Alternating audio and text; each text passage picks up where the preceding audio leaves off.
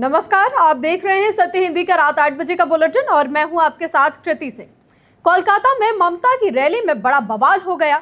उधर ईडी ने टीएमसी पर बड़ा शिकंजा कसते हुए पार्टी के 440 करोड़ रुपए वाले 3 बैंक खाते फ्रीज कर दिए हैं। पंजाब में सतलुज फिल्म पर सियासत तेज है।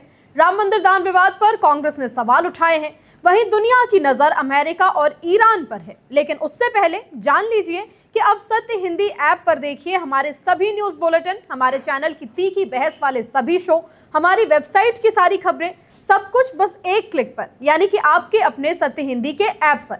इसलिए तुरंत डाउनलोड कर लें। डाउनलोड करने के लिए लिंक आपको इस वीडियो के डिस्क्रिप्शन में मिल जाएगा। तो आइए रुक कर लेते हैं बुलेटिन की बड़ी खबरों का। कोलकाता में ममता की रैली पर फेंके गए अंडे, टीएमसी और बीजेपी कार्यकर्ताओं में झड़प। ईडी की बड़ी कार्रवाई, मनी लॉन्ड्रिंग मामले में टीएमसी के 3 बैंक खाते किए गए फ्रीज। ओटीटी से हटाई गई फिल्म सतलुज को पंजाब के हर गांव में दिखाएगी शिरोमणि अकाली दल। राम मंदिर दान विवाद पर कांग्रेस ने रखी 5 बड़ी मांगे, पीएम जनता से मांगे माफी। अमेरिकी राष्ट्रपति ट्रंप की नई चेतावनी, कहा आज रात फिर से ईरान पर हो सकता है हमला। कोलकाता में बारुईपुर हत्याकांड के विरोध में टीएमसी की रैली में बड़ा बवाल हो गया। रैली के दौरान कई जगह टीएमसी और बीजेपी कार्यकर्ताओं के बीच कई जगह झड़प हो गई। रैली में अंडे फेंके गए, चोर चोर के नारे लगाए गए। हालात बिगड़ने पर पुलिस को लाठीचार्ज करना पड़ा। रैली खत्म होने के बाद पूर्व मुख्यमंत्री और टीएमसी प्रमुख ममता बनर्जी ने बीजेपी पर रैली रोकने और पुलिस पर निष्पक्ष तरीके से काम नहीं करने का आरोप लगाया। हाजरा क्रॉसिंग पर लोगों को संबोधित करते हुए ममता बनर्जी ने कहा कि कलकत्ता हाई कोर्ट ने रैली निकालने की अनुमति दी थी, लेकिन इसके बावजूद बीजेपी कार्यकर्ताओं ने कई जगह रैली को रोकने की कोशिश की। उन्होंने आरोप लगाया कि पुलिस अब आम लोगों की सुरक्षा करने के बजाय बीजेपी के संगठन की तरह काम कर रही है। उनका आरोप था कि पुलिस ने उनकी पार्टी के कार्यक्रम को बाधित करने की कोशिश की और अपनी जिम्मेदारी निष्पक्ष तरीके से नहीं निभाई। ममता ने यह भी दावा किया कि उन पर लगातार पुलिस की निगरानी रखी जा रही है, जैसे कि उन्हें ऐसे महसूस कराया जा रहा हो कि वो घर में ही नजरबंद हैं। ममता ने कहा कि जब मैं सीएम थी तब मैंने कभी भी आरजीकर हत्याकांड के खिलाफ किसी को विरोध करने से नहीं रोका, पर बीजेपी सरकार हमें रोकना चाह रही है। ईडी ने तृणमूल कांग्रेस के 3 बैंक खातों को फ्रीज कर दिया है। एजेंसी के मुताबिक इन खातों में 440 करोड़ 42 लाख रुपए जमा है। ईडी ने यह कार्रवाई मनी लॉन्ड्रिंग रोकथाम कानून के तहत की है। एजेंसी का कहना है कि जांच पूरी होने तक इन खातों से पैसे निकाले या ट्रांसफर नहीं किए जा सकेंगे। ईडी का दावा है कि पार्टी फंड के कथित दुरुपयोग और संदिग्ध वित्तीय लेन देन की जांच के दौरान ये कार्रवाई की गई। जांच में सामने आया है कि अप्रैल 2023 से जून 2026 के बीच टीएमसी के खातों से करीब 160 करोड़ रुपए केयरवेल एविएशन और उससे जुड़ी कंपनी को भेजे गए। आरोप है कि इसी रकम से एक विमान और एक हेलीकॉप्टर खरीदा गया, जिन्हें बाद में टीएमसी को किराए पर दिया गया। ईडी का कहना है कि अब इन सभी लेन देन की गहराई से जांच की जा रही है ताकि पूरे मामले की सच्चाई सामने आ सके। शिरोमणि अकाली दल ने घोषणा की है कि फिल्म सतलुज को पंजाब के हर गांव और हर इलाके में दिखाएगा। मानवाधिकार कार्यकर्ता जसवंत सिंह खालड़ा के जीवन पर आधारित ये फिल्म 3 जुलाई को ओटीटी प्लेटफॉर्म G5 पर रिलीज हुई थी, लेकिन रिलीज के सिर्फ 2 दिन बाद यानी 5 जुलाई को फिल्म को प्लेटफॉर्म से हटा दिया गया। शिरोमणि अकाली दल के अध्यक्ष सुखबीर सिंह बादल ने सोशल मीडिया प्लेटफॉर्म X पर पोस्ट करके कहा कि यह फिल्म कांग्रेस शासन के दौरान हजारों निर्दोष सिख युवाओं और सिख नेताओं पर हुए कथित अत्याचारों की कहानी दिखाती है। उन्होंने कहा कि फिल्म में भाई जसवंत सिंह खालड़ा के संघर्ष और बलिदान को भी दिखाया गया है।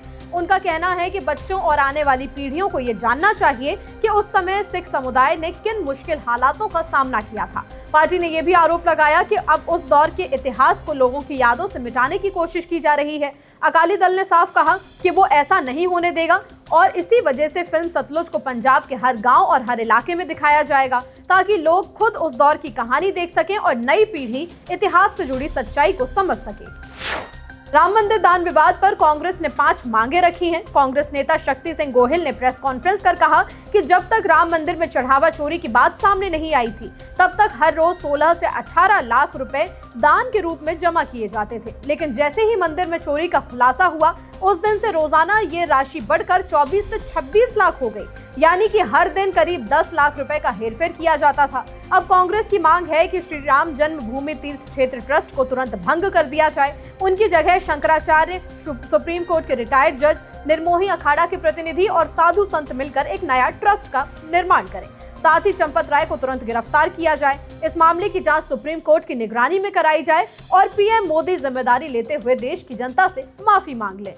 दान विवाद पर कांग्रेस की मांगों के बीच एसआईटी की शुरुआती रिपोर्ट में अविनाश शुक्ला को इस पूरे मामले का मुख्य आरोपी बताया गया है। जांच टीम का दावा है कि दान गिनने की प्रक्रिया के दौरान करीब 40 दिनों में लगभग 70 बार पैसे गायब करने की कोशिश की गई। जांच एजेंसियों के मुताबिक मंदिर में श्रद्धालुओं के नगद चढ़ावे की गिनती करने वाला शुक्ला के खिलाफ सबसे मजबूत सबूत मिले हैं। एसआईटी का कहना है कि सीसीटीवी फुटेज, बैंक रिकॉर्ड, बरामदगी और गवाहों के बयानों के आधार पर जांच आगे बढ़ाई जा रही है। जांच रिपोर्ट के मुताबिक सीसीटीवी कैमरों में कथित तौर पर अविनाश शुक्ला को दान की रकम के बंडल और खुले नोट हटाते हुए देखा गया। एसआईटी का दावा है कि इसी आधार पर 5 अन्य लोगों की भूमिका भी सामने आई, जिन पर पैसे छिपाने और बाहर ले जाने में मदद करने का आरोप है। एसआईटी की जांच में अविनाश शुक्ला के पास से करीब 20 लाख रुपए नकद, विदेशी मुद्रा, सोने चांदी के आभूषण, अन्य सामान और एक एसयूवी बरामद किए गए हैं। इसके अलावा उसके बैंक खातों की जांच में भी आय से ज्यादा लेन देन मिलने की बात कही गई है। बुलेटिन में अभी आगे और भी खबरें हैं। यूजीसी नेट पेपर लीक पर राहुल गांधी का बड़ा आरोप। E20 विवाद पर केजरीवाल ने 29 कंपनियों को लिखा पत्र। ट्रंप की फिर से चेतावनी, आज रात ईरान पर हमला संभव। ईरान ने अमेरिका पर समझौता तोड़ने का लगाया आरोप। लोकसभा में नेता प्रतिपक्ष राहुल गांधी ने कथित यूजीसी नेट पेपर लीक के आरोपों को उठाया है। राहुल ने एक्स पर लिखा कि नीट पेपर लीक के कुछ ही हफ्तों बाद अब खबरें आ रही हैं कि यूजीसी नेट परीक्षा से ठीक पहले 100 पन्नों की एक पीडीएफ प्रसारित हुई। ये पीडीएफ उस क्वेश्चन पेपर सेटिंग की है जो सिर्फ एनटीए के पास उपलब्ध होती है।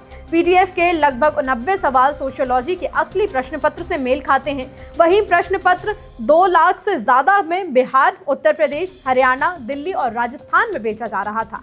इसी नेटवर्क ने सीएसआईआर, नेट, एचटेट और एडीए जैसे आगामी परीक्षाओं के प्रश्न पत्र उपलब्ध कराने का भी दावा किया।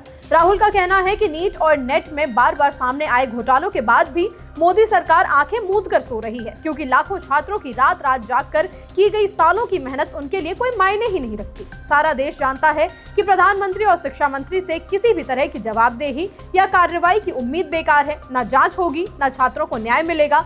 राहुल के मुताबिक बदलाव का एकमात्र औजार हमारी सम्मिलित आवाज है, देश भर के छात्रों की गूंज जो भारत में शिक्षा रिवॉल्यूशन लाकर रहेगी। इथेनॉल पेट्रोल विवाद पर आम आदमी पार्टी के राष्ट्रीय संयोजक अरविंद केजरीवाल ने 29 ऑटोमोबाइल कंपनियों को पत्र लिखकर पूछा है कि अगर E20 पेट्रोल के इस्तेमाल से पुराने वाहनों की माइलेज कम होती है या फिर उनके किसी पुर्जे को नुकसान पहुंचता है तो क्या कंपनियां ग्राहकों का मुआवजा देंगी। प्रेस कॉन्फ्रेंस कर केजरीवाल ने कहा कि इन मारुति, टोयोटा और हीरो ने पहले सरकार की एक प्रेस कॉन्फ्रेंस में दावा किया था कि E20 पेट्रोल से पुराने वाहनों को कोई समस्या नहीं होगी, लेकिन इन्हीं कंपनियों की ओर से जारी किए गए ओनर मैनुअल में साफ लिखा है कि पुराने वाहनों में E10 यानी कि 10% इथेनॉल से ज्यादा इथेनॉल वाला पेट्रोल इस्तेमाल नहीं करना चाहिए। ऐसे में कंपनियों के सार्वजनिक दावों और उनके आधिकारिक निर्देशों में विरोधाभास दिखाई देता है। अब तक किसी भी कंपनी की तरफ से केजरीवाल के पत्र पर कोई भी जवाब सामने नहीं आया है। अमेरिकी राष्ट्रपति डोनाल्ड ट्रंप ने चेतावनी दी है कि अमेरिका शायद आज रात फिर से ईरान पर बड़ा हमला करने वाला है। उन्होंने कहा कि हालात लगातार बदल रहे हैं और जरूरत पड़ने पर अमेरिका कार्रवाई करने से बिल्कुल भी पीछे नहीं हटेगा। हालांकि ट्रंप ने यह नहीं बताया कि हमला कहां पर होगा और उसका दायरा कितना बड़ा होगा। इससे पहले ट्रंप ने कहा था कि ईरान के साथ हमारा समझौता खत्म हो चुका है। हालांकि उन्होंने ये भी कहा कि बातचीत के रास्ते खुले रह सकते हैं। तुर्की की राजधानी अंकारा में नाटो शिखर सम्मेलन के दौरान ट्रंप ने मीडिया से बातचीत में कहा कि उनके हिसाब से ईरान के साथ हुआ सीज फायर समझौता अब खत्म हो गया है। उन्होंने ईरान के साथ बातचीत को समय की बर्बादी बताया और कहा कि अमेरिकी प्रतिनिधि अगर चाहें तो बातचीत जारी रख सकते हैं, लेकिन उन्हें इसके नतीजे को लेकर जरा भी उम्मीद नहीं है। ट्रंप समझौता खत्म करने की बात कर रहे हैं तो ईरान अमेरिका पर ही समझौते के उल्लंघन का आरोप लगा रहा है। ईरानी दूतावास ने सोशल मीडिया प्लेटफॉर्म एक्स पर एक बयान जारी कर कहा कि अमेरिका जानबूझकर इस समझौते को कमजोर करने की कोशिश कर रहा है। ईरान ने दावा किया कि हॉर्मुज स्ट्रेट में जहाजों की आवाजाही को लेकर अमेरिका ने अलग व्यवस्था बनाने की कोशिश की, जिससे समझौते की शर्तों को नुकसान पहुंचा। ईरान ने लेबनान के हालात का भी जिक्र करते हुए कहा कि अमेरिका पर यह भी आरोप लगाया कि वो वहां अलग रणनीति अपनाकर समझौते की भावना को प्रभावित कर रहा है। तेहरान का कहना है कि इससे संघर्ष विराम की शर्तें कमजोर हुई हैं। इसके अलावा ईरान ने अमेरिका के उस फैसले का भी विरोध किया जिसमें ईरानी तेल निर्यात से जुड़ी छूट को वापस लिया गया। ईरान का दावा है कि यह कदम समझौते की शर्तों के खिलाफ है। अमेरिकी राष्ट्रपति डोनाल्ड ट्रंप के ईरान के साथ युद्ध विराम समाप्त होने वाले बयान के बाद अंतर्राष्ट्रीय कच्चे तेल की कीमतों में तेज उछाल आया है।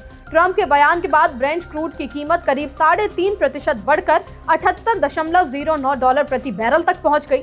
बाजार में डर है कि ईरान और अमेरिका के बीच सैन्य टकराव बढ़ने से तेल की आवाजाही पर फिर से असर पड़ने लगेगा। इस तनाव का असर यूरोपीय शेयर बाजारों पर भी दिखने मिला।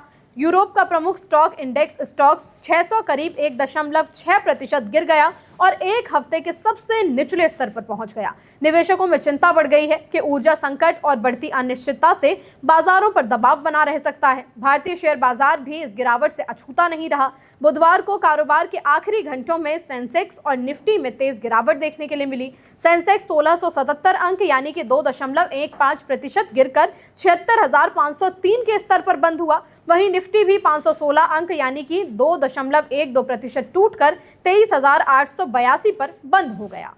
फिलहाल बुलेटिन में इतना ही। देश दुनिया की बड़ी खबरों के लिए आप बने रहिए सत्य हिंदी के साथ। नमस्कार।